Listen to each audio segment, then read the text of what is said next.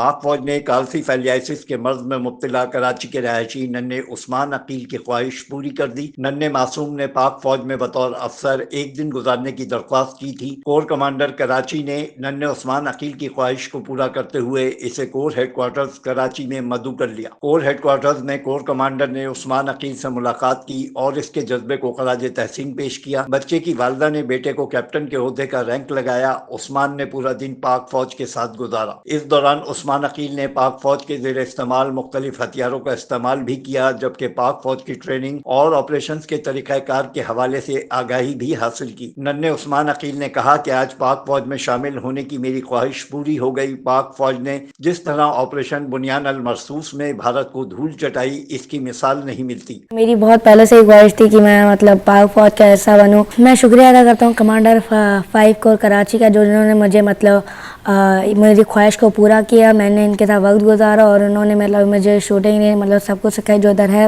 چیزیں موجود ہیں، اور ان کے ساتھ رہ کے مجھے ایسا لگا کہ میں بھی کیپٹن ہوں۔ اور ہم نے جو انڈیا کے 5 رافیل جیٹس گرائے وہ تو قابل تعریف تھا۔ جب یہ چل رہی تھی نیوز تو ہم لوگ کو تو پورے پاکستان عوام اتنی خوش تھی کہ وہ سو ہی نہیں پائے۔ Afzal Khan, C110 news, Karachi.